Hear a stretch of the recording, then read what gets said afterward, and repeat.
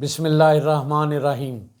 کب کسی بے نوا سے کہتا ہوں، میں اپنی بات شیر خدا سے کہتا ہوں۔ اے مشکل نظر سے دور ہو جا، ورنہ مشکل کشا سے کہتا ہوں۔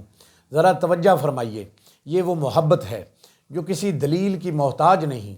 یہ وہ نسبت ہے جو ایمان کے خون میں شامل ہوتی ہے۔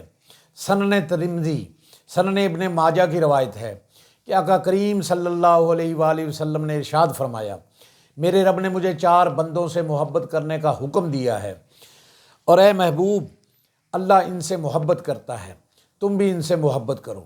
نبی کریم صلی اللہ علیہ وآلہ وسلم نے 3 نام ایک ترتیب سے ارشاد فرمائے۔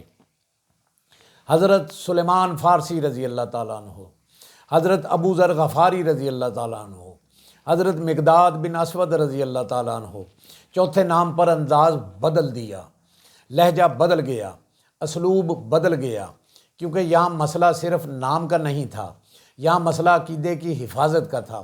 آقا کریم صلی اللہ علیہ وسلم نے 1 بار نہیں، 2 بار نہیں، بلکہ 3 بار ارشاد فرمایا، جن سے محبت کرنے کا اللہ نے مجھے حکم دیا ہے، علی ان میں سے ہے، علی ان میں سے ہے، علی ان میں سے ہے۔ پھر فرمایا، اللہ بھی علی سے محبت کرتا ہے۔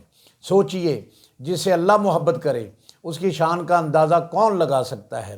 اب ذرا احد کے میدان کا منظر دیکھیے، کفار کا عظیم لشکر، قریش کے 9 نامور علمبردار، اور سامنے شیر خدا مولا کائنات حضرت علی کرم اللہ وجہ الکریم۔ جس نے جھنڈا اٹھایا وہ واصل جہنم ہوا، دوسرے نے اٹھایا وہ بھی واصل جہنم ہوا، تیسرے کافر نے اٹھایا وہ بھی انجام کو پہنچا۔ پے در پہ قریش کے 9 علمبردار، اکیلے علی المرتضیٰ شیر خدا نے سب کو انجام تک پہنچا دیا۔ سبحان اللہ، یہ شجاعت تھی، یہ دلیری تھی، یہ غیرت ایمانی تھی۔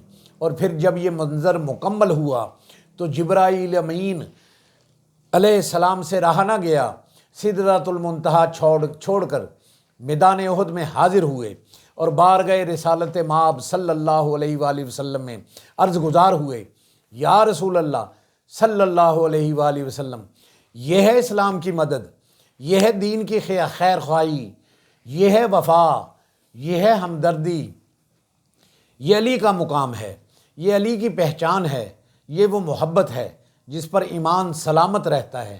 اللہ ہمیں اہل بیت کی سچی محبت، صحابہ اکرام کا ادب اور ایمان پر خاتمہ نصیب فرمائے، آمین یا رب العالمین۔